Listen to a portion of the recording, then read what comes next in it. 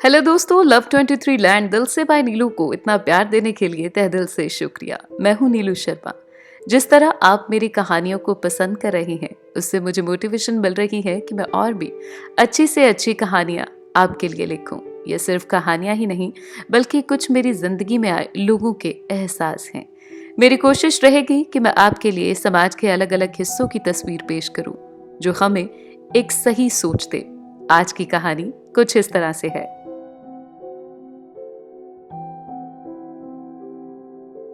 अब तक बहुत सारी कहानियां आपने सुनी होगी। ये कहानी सबसे अलग है। इस कहानी में भी बहुत कुछ सीखने को मिलेगा। तो आओ शुरू करते हैं आज की नई कहानी। मेरा नाम नीरज है।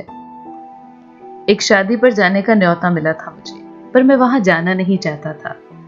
कारण यह कि मैं बहुत बिजी रहता था। दूसरा, गांव की शादी में शामिल होने से बचना चाहता था। मुझे अच्छा नहीं लगता था लोगों से मिलना, लेकिन घर परिवार का दबाव था और जाना ही पड़ना था। उस दिन शादी की सुबह काम से बचने के बहाने सैर करने के लिए 2-3 किलोमीटर दूर जाकर मैं गांव को जाने वाली सड़क पर बैठ गया। हल्की हवा, सुबह का अच्छा मौसम बहुत बढ़िया लग रहा था। पास के ही खेतों में कुछ गायें चारा खा रही थी। तभी वहां एक लग्जरी गाड़ी आकर रुकी। उसमें से एक बुजुर्ग आदमी गाड़ी से उतरा। उनकी अमीरी, लिबास और उन दोनों को देखकर लग रहा था बहुत ही अच्छे और अमीर घर से। वो एक पॉलिथीन बैग लेकर मुझसे कुछ दूरी पर ही एक सीमेंट के चबूतरे पर बैठ गए। पॉलिथीन चबूतरे पर उड़ेल दिया। उसमें गुड़ भरा हुआ था। अब उन्होंने आओ आओ करके पास में ही खड़ी और बैठी हुई गायों को बुलाया। सभी गायें पलक झपकते ही उन बुजुर्गों के इर्द गिर्द घूमने लगी, जैसे कई महीने से बिछड़ने के बाद बच्चे अपनी माँ बाप को मिलने के लिए पहुंच जाते हैं। वो कुछ गायों को गुड़ खिला रहे थे और कुछ खुद भी खा रहे थे। वह बड़े प्यार से उनके सर पर, गले पर हाथ फेर रहे थे। कुछ ही देर में गायें गुड़ खाकर वहां से चली गई। इसके बाद जो हुआ वो वाकई में मुझे जिंदगी भर नहीं भूला। हुआ यूं कि गाय के गुड़ खाने के बाद जो गुड़ जमीन पर बचा हुआ था, वो बुजुर्ग उन टुकड़ों को उठा उठाकर खाने लगे।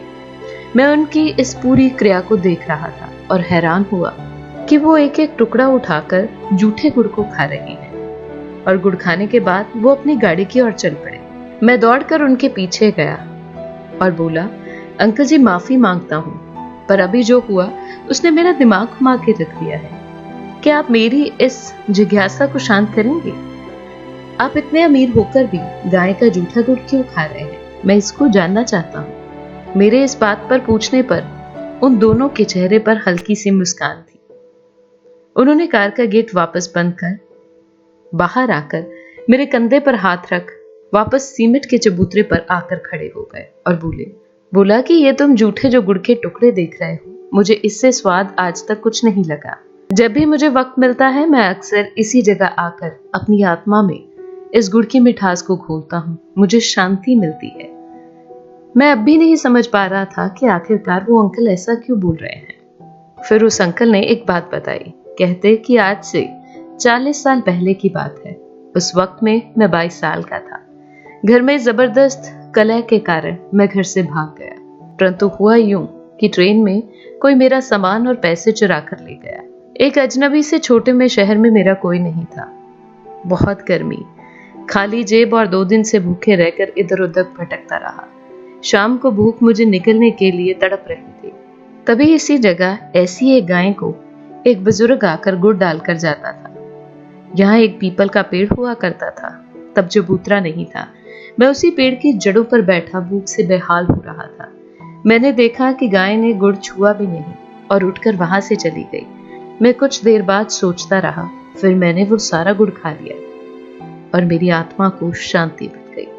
मैं उसी पेड़ की जड़ों में रात भर पड़ा रहा। सुबह जब मेरी आंख खुली तो काफी रोशनी हो चुकी थी और मैं फिर किसी काम की तलाश के लिए निकल गया। सारा दिन भटकता रहा, पर मुझे कोई काम नहीं मिला।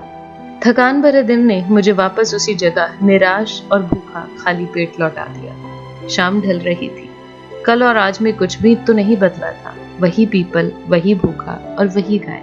कुछ ही देर में वहीं एक बुजुर्ग आकर फिर से उस गाय को गुड़ की डली डाल कर गया। गाय फिर उठी, बिना गुड़ खाए वहां से चली गई। मुझे अजीब लगा, परंतु मैं बेबस था और मैंने फिर से वो गुड़ खा लिया और वहीं पर सो गया। उसके अगले दिन जब मैं उठा तो मुझे कुछ अच्छा महसूस हुआ। मैं फिर काम की तलाश के लिए निकला। एक ढाबे पर मुझे काम मिल गया। कुछ दिन बाद जब मालिक ने मुझे पहली तनख्वाह दी तो मैंने 1 किलो गुड़ खरीदा और 7 किलोमीटर पैदल चलकर उसी पीपल के पेड़ के नीचे आया। इधर उधर नजर दौड़ाई तो गाय भी मुझे दिखाई दी। मैंने सारा गुड़ उस गाय को डाल दिया। इस बार मैं अपने जीवन में सबसे ज्यादा चौंका था, क्योंकि सारा गुड़ गाय खा गई, जिसका मतलब साफ था कि गाय ने 2 दिन जानबूझकर मेरे लिए उस दिन गुड़ छोड़ा था। मेरे मन में एक ममता सी जागी। मैं रोता हुआ वापस ढाबे पर पहुंचा और बहुत सोचता रहा। फिर एक दिन मुझे एक फर्म में नौकरी मिल गई। दिन प्रतिदिन मैं उन्नति करता रहा, तरक्की की मैंने और मैं लाखों रुपए का मालिक बन गया। फिर मैंने उन्हीं पैसों से गौशालाओं में चंदा भी दिया, परंतु मुझे शांति नहीं मिली। तब से लेकर आज तक मैं जब भी मुझे समय मिलता है गाय को गुड़ देने जरूर आता हूँ और इसी जगह आकर मुझे शांति मिलती है। और जो स्वाद मुझे जूठे गुड़ में आता है वो मुझे आज तक अच्छे खाने में नहीं आया। अंकल अपनी कहानी बताकर वापस गाड़ी में बैठकर चले गए और उन दोनों के जाने के बाद मैं भी उस जगह पर गया। गुड़ के जूठे टुकड़े देखे, उनको हाथ में लिया और सोचता रहा और वापस गांव चला गया शादी में शामिल होने के लिए। मेरे मन में फिर से वो कहानी ठनकी कि आखिरकार अगर एक जानवर इंसान की परेशानी को समझ सकता है तो मैं इंसान होकर किसी के काम क्यों नहीं आ सकता। गांव में उस दिन शादी थी और मैंने मन में ठान ली थी कि अब से मैं कुछ लोगों के लिए अच्छा करूंगा, जिनको जरूरत है बिना सोचे उनकी मदद करूंगा। अगर आपको भी लगता है कि बिना किसी मतलब के आप किसी के काम आ सकते हैं तो जरूर उनकी मदद कीजिए। शायद इसमें आपका ही कुछ भला छिपा हो।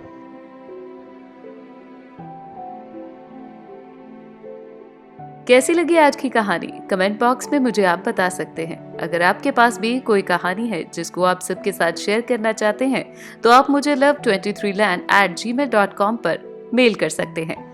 अगर आपने अभी तक मेरे चैनल को सब्सक्राइब नहीं किया तो प्लीज सब्सक्राइब करें और रेड बेल आइकन को दबाना ना भूलें, जिससे हर रोज मेरी आने वाली वीडियोस का नोटिफिकेशन आपको मिल सके। मेरी कहानियों को ज्यादा से ज्यादा लाइक करें, अपने फ्रेंड्स और फैमिली के साथ शेयर करना ना भूलें और चैनल को सब्सक्राइब कर बन जाइए लव23 लैंड परिवार का हिस्सा। आपके लाइक्स, कमेंट, शेयर मुझे और भी अच्छा लिखने की प्रेरणा देते हैं। लव लैंड दिल से, बाय नीलू।